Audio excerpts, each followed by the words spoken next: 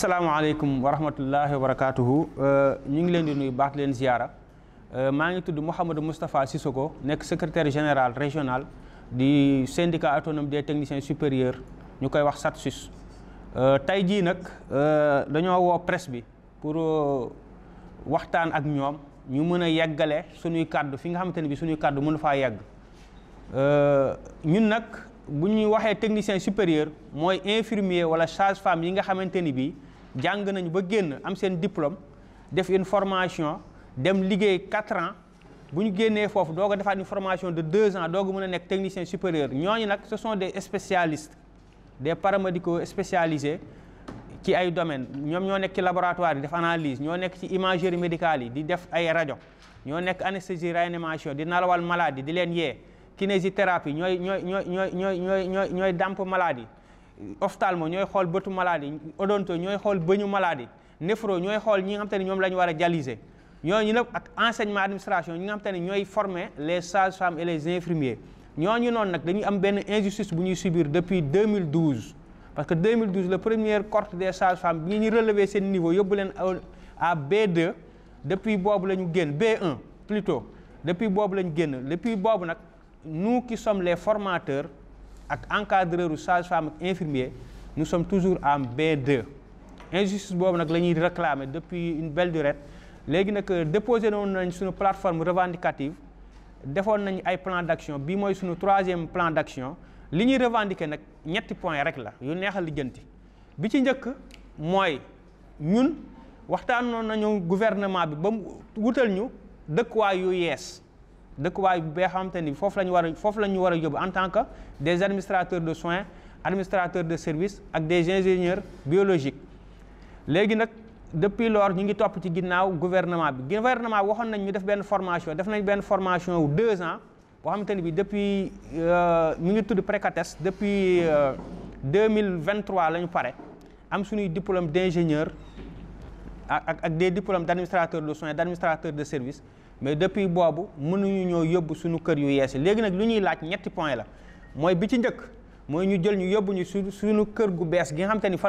la ñu waajaloon muy benn bi ñaareel bi mooy foofu noonu kër googu indemnité yi nga xamante ni moo ca war yépp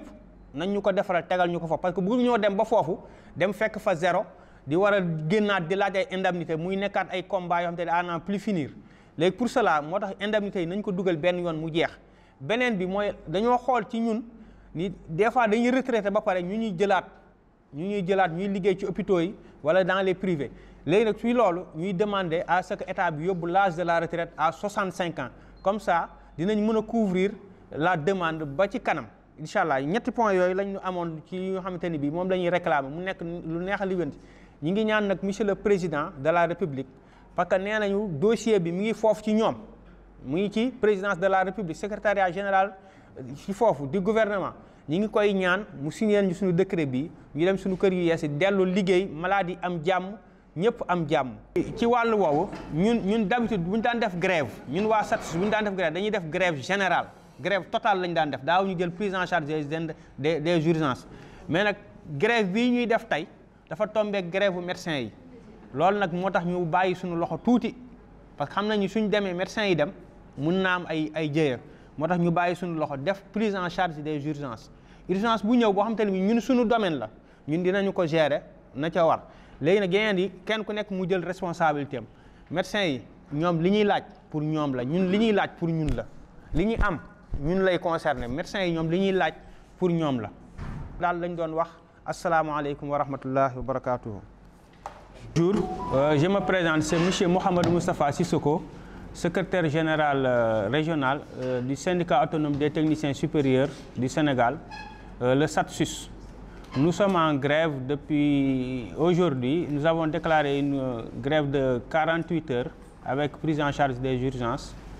pour réclamer 3 points. Pour cela, il faut que je vous explique l'origine de notre plateforme revendicative. Nous sommes des techniciens supérieurs de la santé. Quand on dit techniciens supérieurs, ce sont des infirmiers et des sages-femmes spécialisés dans des domaines bien précis de la santé. Par exemple, il y a le laboratoire, il y a l'anesthésie réanimation, l'imagerie médicale, l'ophtalmo, l'odonto, la néphrologie, kinésithérapie. Donc, administration et enseignement. Ce sont des infirmiers et des sages-femmes qui ont fait une formation de 2 ans. Et depuis 2009, le plateau technique des sages-femmes et des infirmiers ont été relevés. Et ces sages-femmes sont maintenant en hiérarchie B1. Depuis lors, nous qui sommes des techniciens, nous qui sommes leurs supérieurs hiérarchiques, nous sommes toujours en B2. C'est pourquoi, depuis 2012, nous subissons cette injustice. Donc, c'est pour cela que nous avons énuméré 3 points pour réclamer ce qui est dû. Donc, le premier point, c'est l'intégration des techniciens supérieurs dans leur nouveau corps d'accueil. Et le second point, c'est les indemnités inhérentes à ce point-là, par exemple, au nouveau corps d'accueil. Et le troisième point, c'est l'âge de la retraite à 65 ans. Donc, depuis 2021, nous avons fait une formation